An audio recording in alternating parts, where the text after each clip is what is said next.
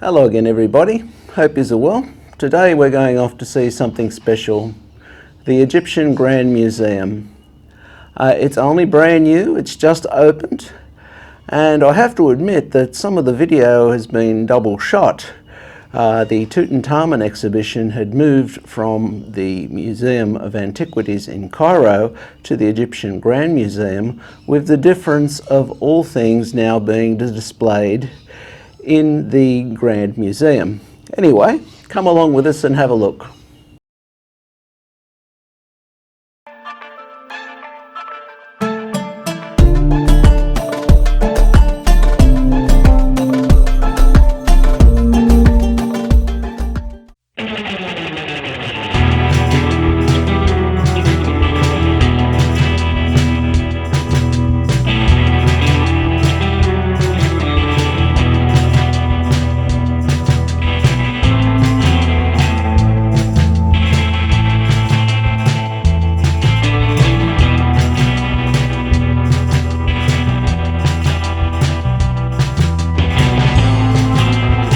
The Egyptian Grand Museum is located in Cabanassa, Al Haram, under the Giza government in Egypt.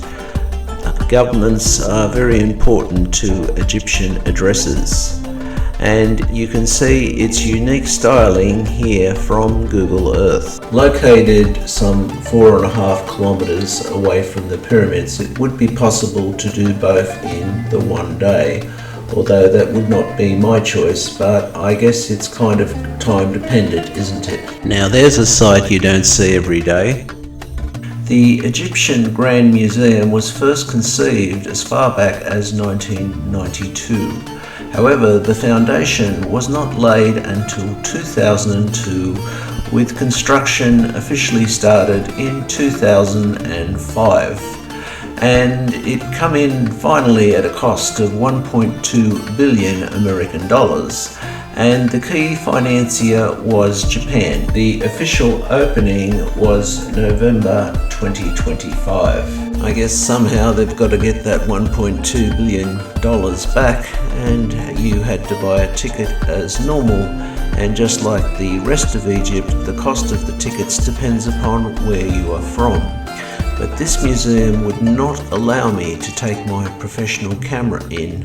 I had to put it into storage and pay for the privilege of doing so. And I took a photo of the receipt for everybody. Kamal and myself are about to enter what is said to be the biggest museum in the world. Security is so tight here that they won't even let you take in cameras, so on my mobile phone. Hopefully it's worth the effort and the trouble, and it cost us a whole £2,400 to go in here, which is quite expensive. The obelisk you could see behind us was one of the many owned by the late Ramesses II. And it's interesting to look at the structure of the museum with pyramids emerging from the walls.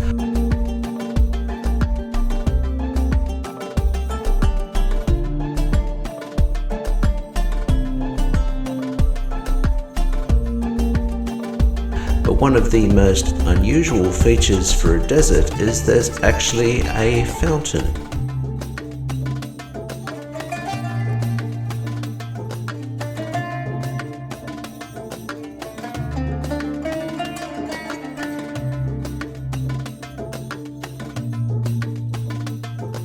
Not sure how clear it is, but there are hieroglyphs on the entrance.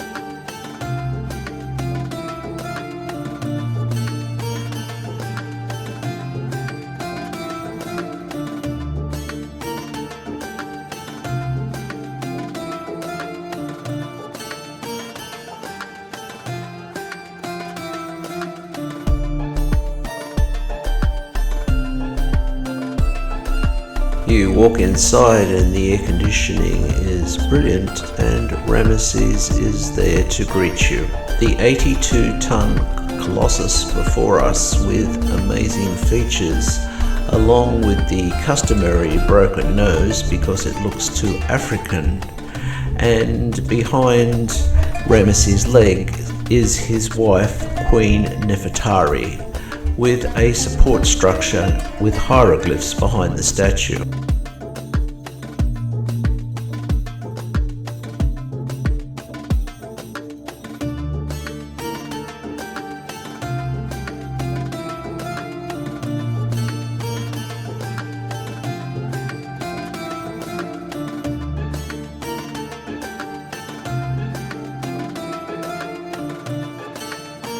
A victory column from the former capital Memphis, and note the quality of its hieroglyphs.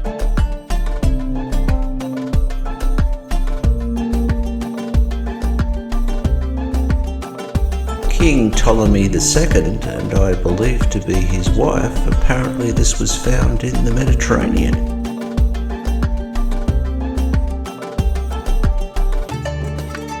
Before we start the ascent of the grand staircase, there's another set of turnstiles.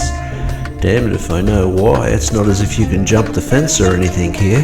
The staircase is arranged chronologically and themed, and the first pharaoh you come across is King Thutmose III.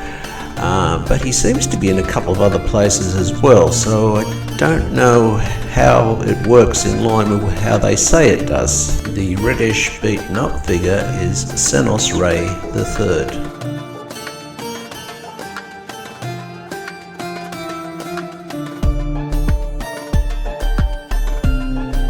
Here we have Amenhotep III, and yes, there does seem to be some sort of pattern here.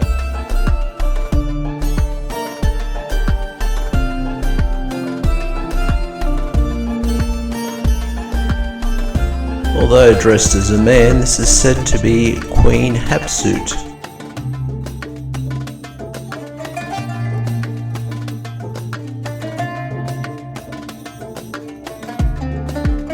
Not an alien, but Akhenaten, and geez, as you move around Egypt, there's a lot of images of him. And our old friend Ramesses II again.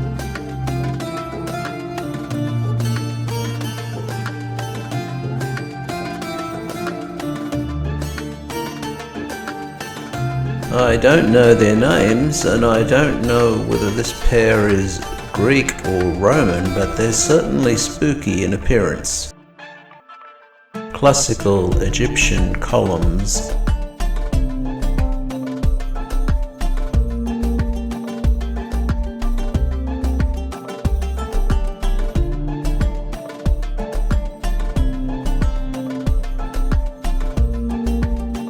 Along with the doorway of King Amenemhet I and two cross-eyed sphinxes made of diorite.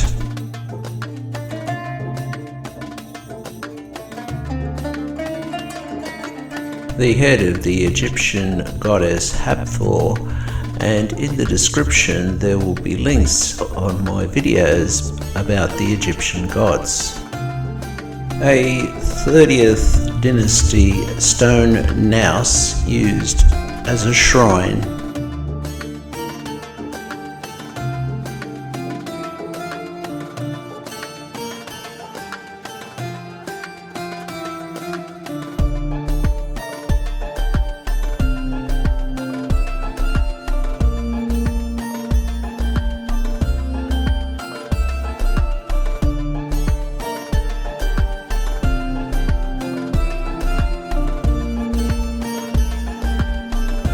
This is the tip of an obelisk and what is left of one erected by Queen Hatshepsut in the 18th dynasty.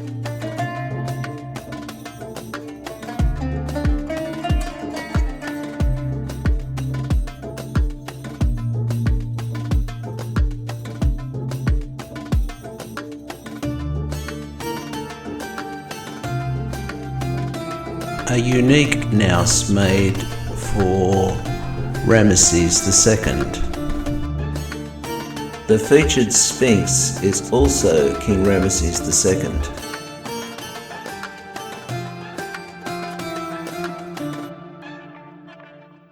Much mystery surrounds the way that the Egyptians sculpted stone. And to me, these certainly do look like saw marks, along with some interesting looking hieroglyphs.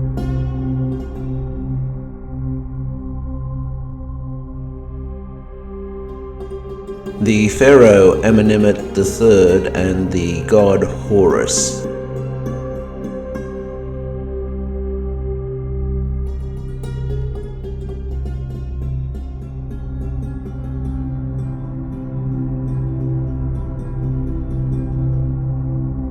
Along with the towering figure of the architect and creator of the universe, the god Ptah.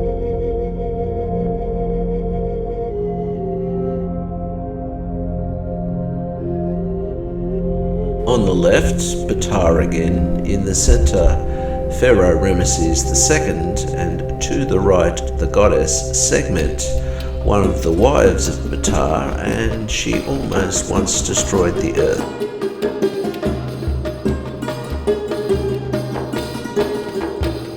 The pyramidal form of the Bin Bin mound, a mound on which all was created from the rivers of Nam, an unusual sarcophagus for a queen and the viewing point for the pyramids of Gaza.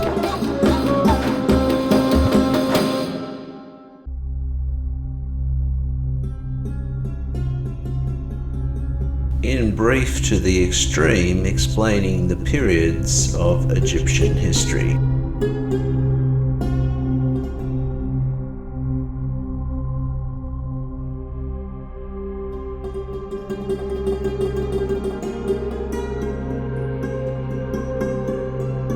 Starting at the very beginning with artifacts from the pre-dynastic Egyptian period. Then quickly moving to hieroglyphs showing attending to animals, models showing the baking of bread and the brewing of beer, and boats cruising the Nile.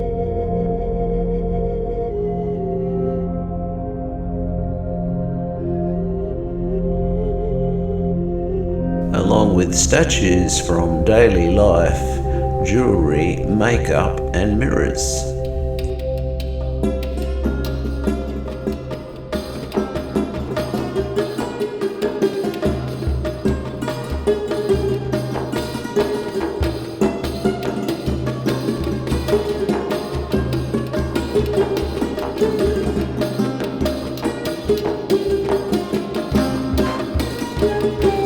Mural is thousands of years old, and amazingly it has survived, and the details are not coming out in the footage, but it is truly something worth looking at, and the mural speaks entirely for itself.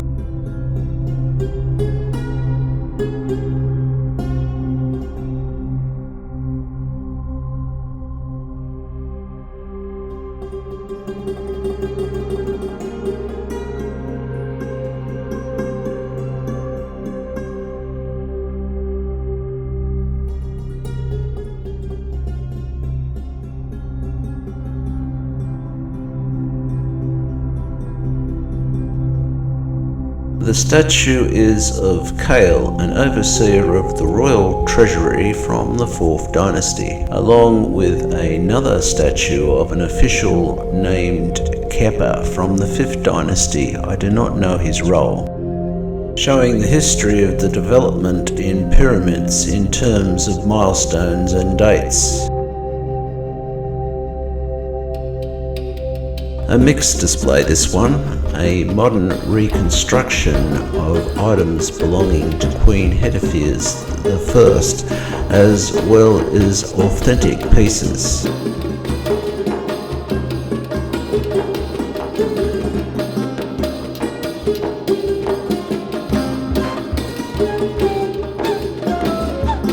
Very much weather-beaten statue of the pharaoh Djoser, along with some of the magnificent pottery found in his burial complex.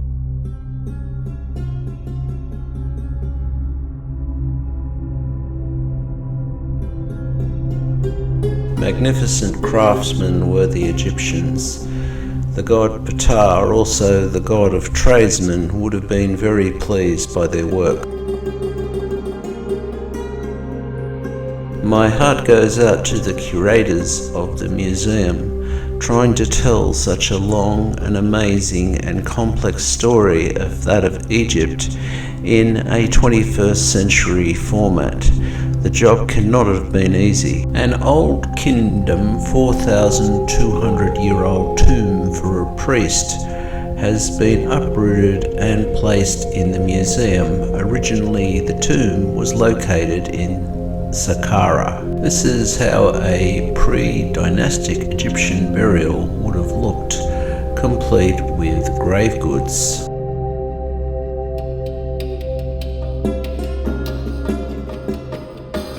An assorted range of pottery, including the snake figure being the goddess Wedjet, whose role was to spit venom into the eyes of the enemies of the pharaoh. We are looking at a statue of the goddess Bastet, who was the goddess of music and one of the wives to Ptah.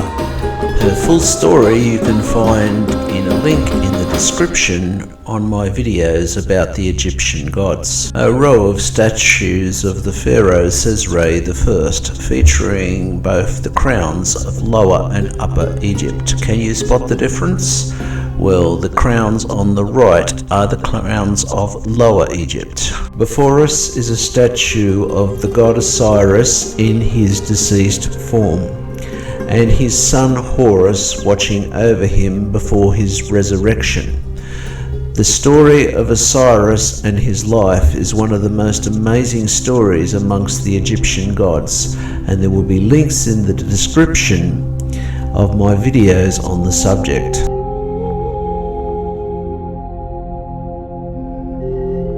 From the tomb of a pharaoh I do not know are model soldiers eagerly marching for the pharaoh in his afterlife. This would have been part of the grave goods along with the model boats beside it. The death mask of Meseti, an official from Upper Egypt from the 13th dynasty, along with his grave goods. And you think sandals don't last these days?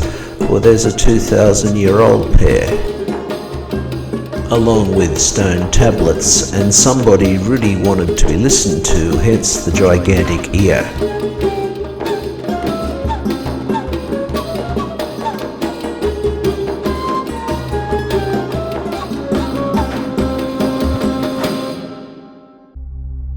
Too many statues here for me to try and name them all, but believe me, they all would have been important people.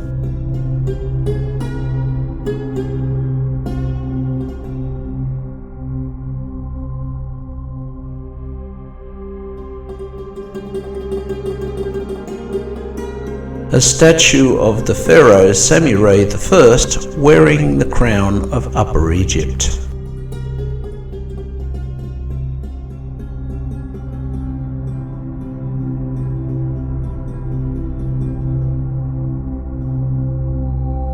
God, that looks like a urinal, but it isn't. It was from Khufu's palace, and each of those niches once held statues. If you've ever wondered what a mummy bed looks like, here is one. I don't know the name of its owner.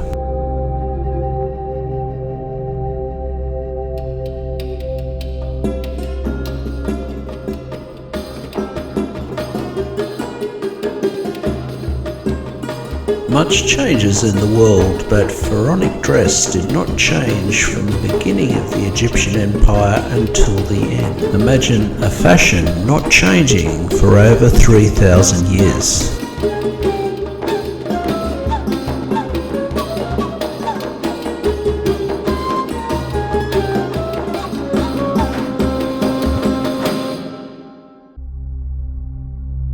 The weapons of war were not so static.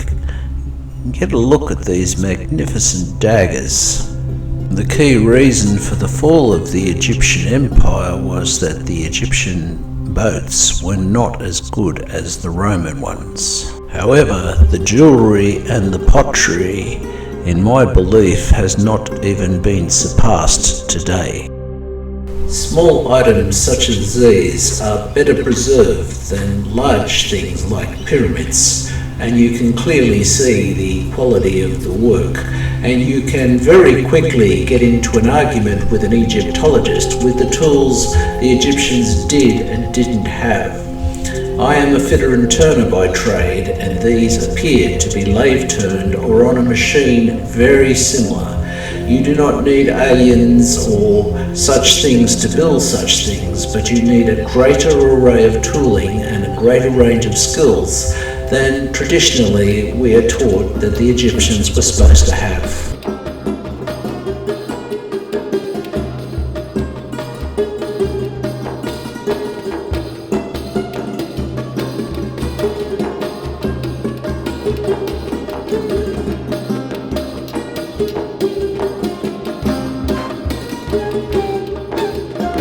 Stonemasons' hammers are exactly the same as those used today, and here is an easel for pouring molten metal, again precisely the same design as what is used today.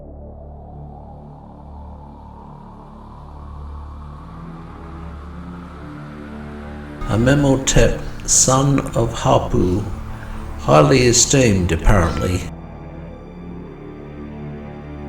Pharaoh Thutmose III, and the pyramid that he is holding makes it a Theophilus statue, which basically means the man is divine. Queen Hatshepsut in a very humble pose. The god Horus kneeling possibly before the pharaoh, along with Queen Hatshepsut and Amenemhet III on the right hand side of the screen. On the left, the Pharaoh Menkaure, 3,000-year-old golden statues on the right that date back to Naqadkhnum III. Family has been in Egypt for a long time. How long? Clearly there was no doubt about the comparison between Kaman's features and those on most of the Egyptian statues. These guys were definitely African and definitely Nubian.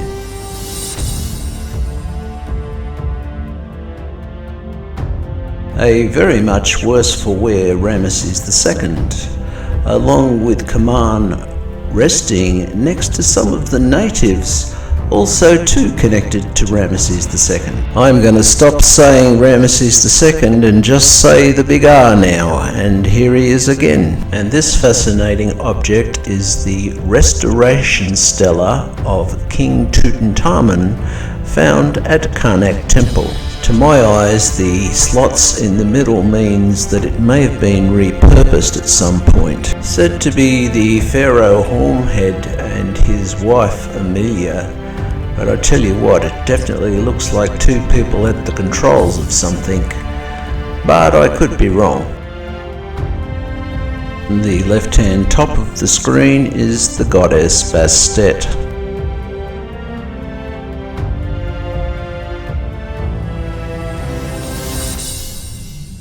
The god Horus, the son of Isis.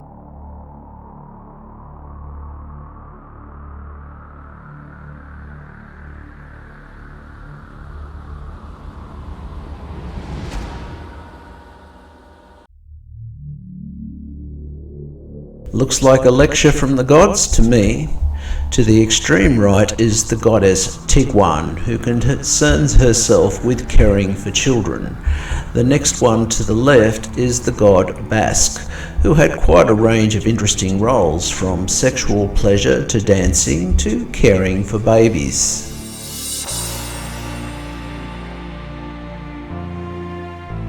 The big R is a standard bearer, and to the right, the baboon-looking figure is the god Babi, who resided in the underworld.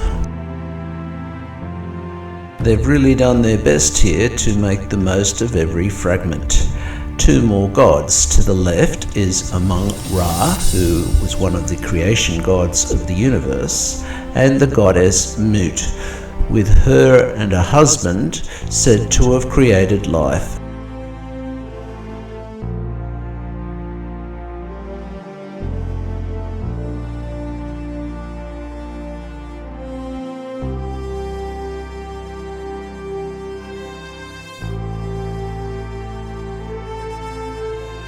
Three statues of the goddess Sekhmet, two of which having the disc of Ra, that's the bit above their heads.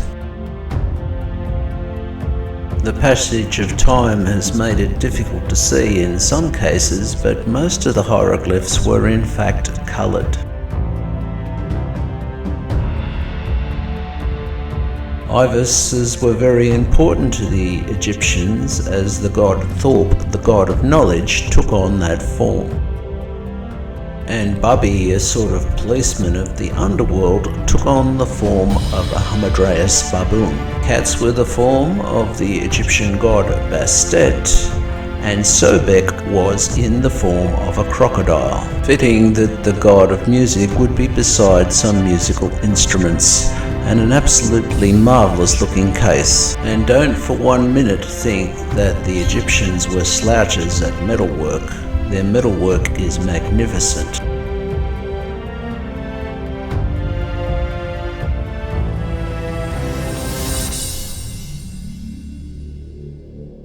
Once again, the crocodile represents Sobek, and the bull figures represent the Apis bull, which seemed to be a cult that mainly resided in Memphis, the former capital.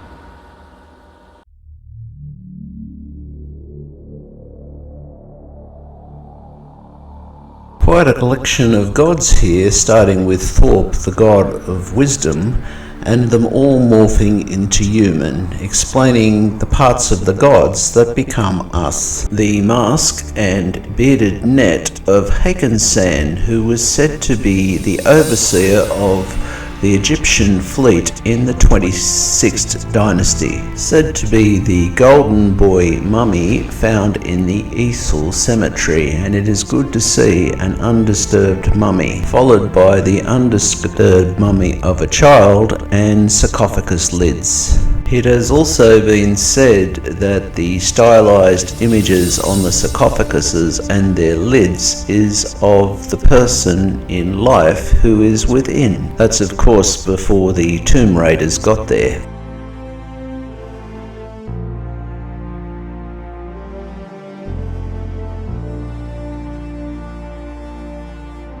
Throwing bodies into hollow logs is a common practice in some cultures, and obviously at some point the Egyptians did it too. Here before us is the mummy bed of Pimajimi. I couldn't tell you anything about them, but I can tell you that it is topped by the goddess Mut. To the right, Thorpe, the god of knowledge, and there are two images of Anubis, the protector of the dead.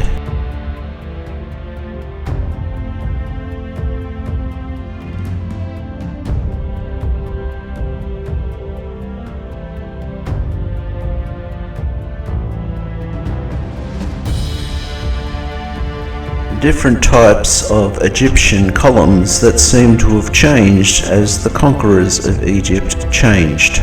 Again, the god Horus with a pharaoh between his legs to protect them, along with a myriad of Greek figures from the Ptolemaic period of Egypt.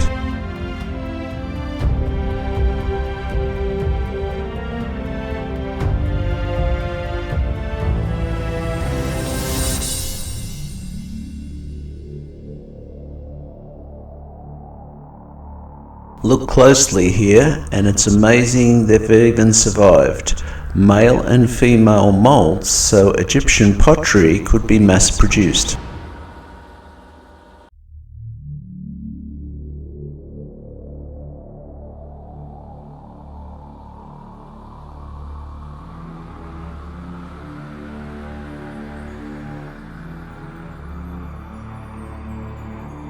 I'm sure my grandmother had glassware that looked like this, and just as a point of interest, the sands of the Sahara are not suitable for manufacturing glass, so it must have been an imported material with a point of manufacture unknown, either Egypt or someplace else.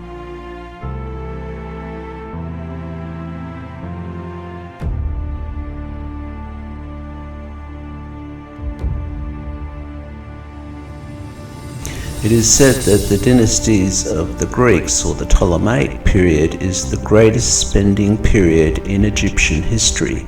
The Greeks simply loved Egypt, and all of the top scholars in Greece studied in Alexandria, Egypt. Which begs the question, is Greek mathematics really Greek?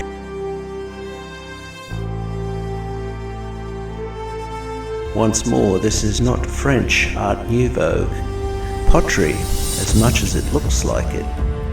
There's not much that scholars agree on, but they do agree that the printing press was the most influential thing in bringing education to the masses. This is not a printing press, it is a stamp, but it is the way that papyruses can be mass-produced, making for a highly educated population. Another Egyptian innovation. Well, after this period in Europe, books were only for the wealthy, made by scribes.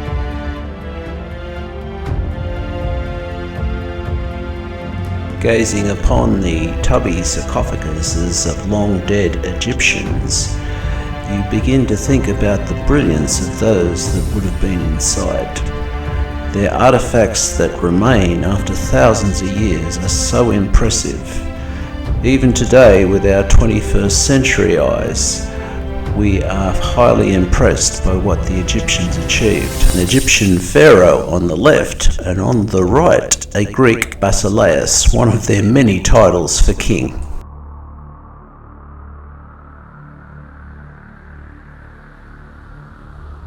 So impressed was I that I had to come back for a second look, and I'm hoping that you feel the same.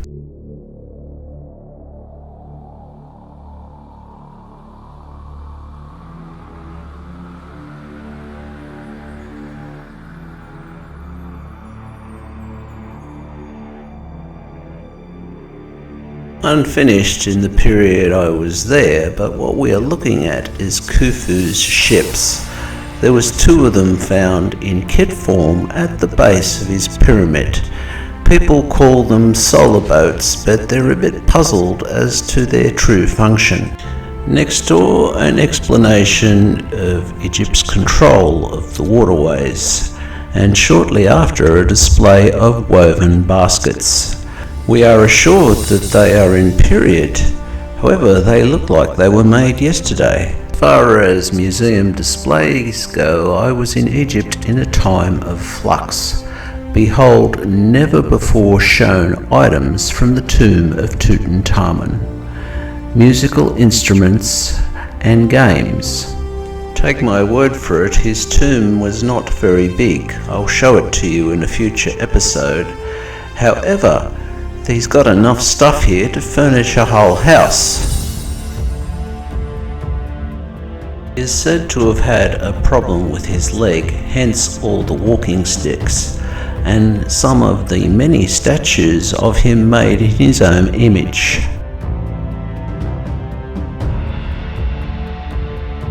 Exquisitely made model boats and an explanation of the babushka of sarcophaguses that he was fitted into inside his tomb.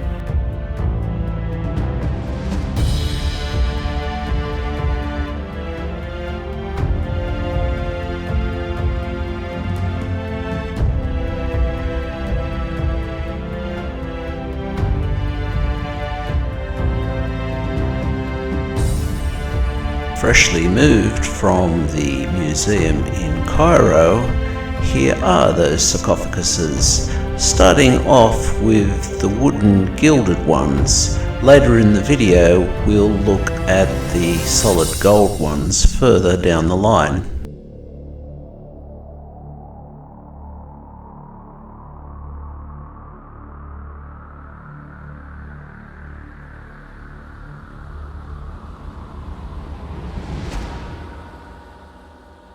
Without being too specific, the hieroglyphs you can see are from the Book of the Dead to safely guide his soul through the afterlife.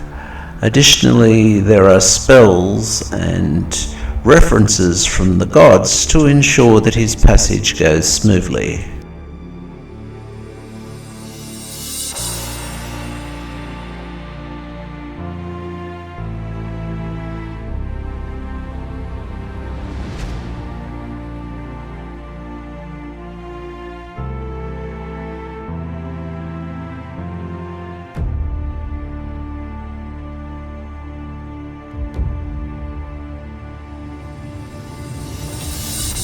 I wonder if that bed has ever been slept on.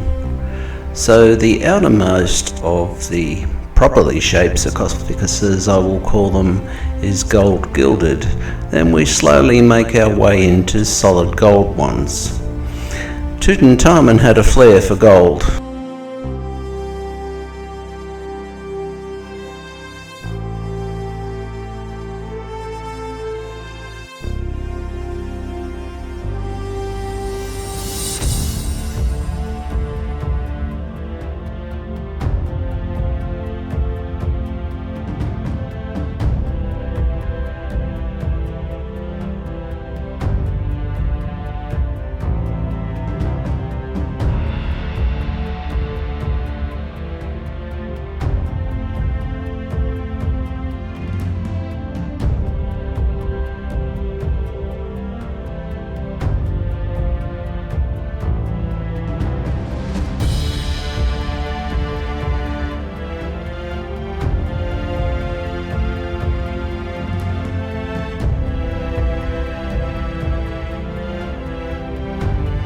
The jackal-headed figure is either Anubis or Seth, I'm unsure.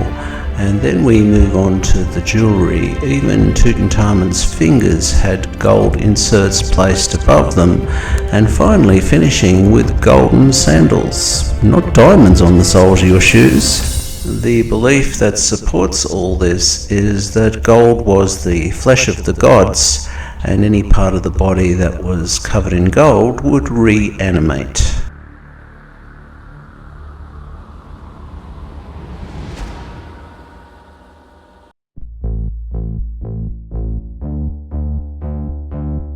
This piece of the collection requires no introduction.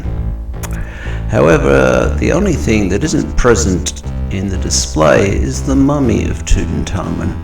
Quite generously, the Egyptian government have let him stay in his tomb, stripped of all his treasures.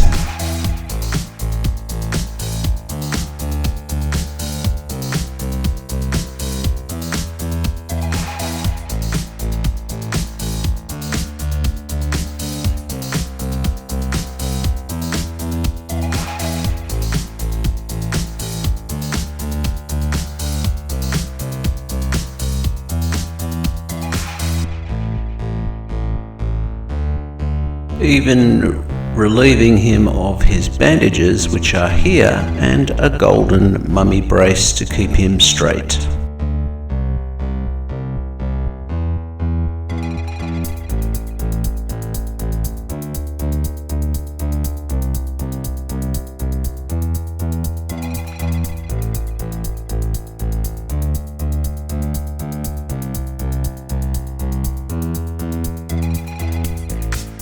A rough explanation of the way his body was decorated and some speculation about the cause of his death. It's not truly known, along with one of his thrones.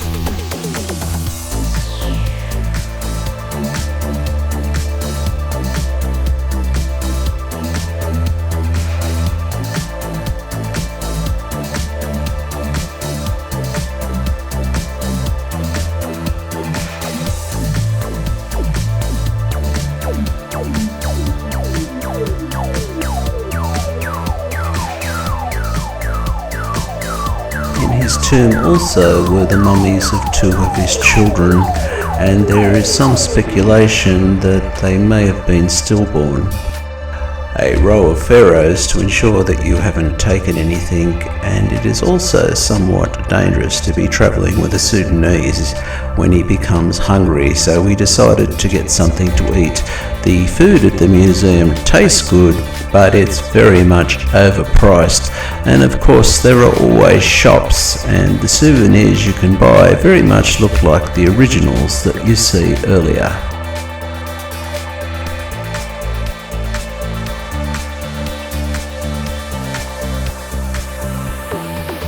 Yes, they look the goods, but you have to question whether or not they are, and they're also very much overpriced to what you can get in the rest of Egypt.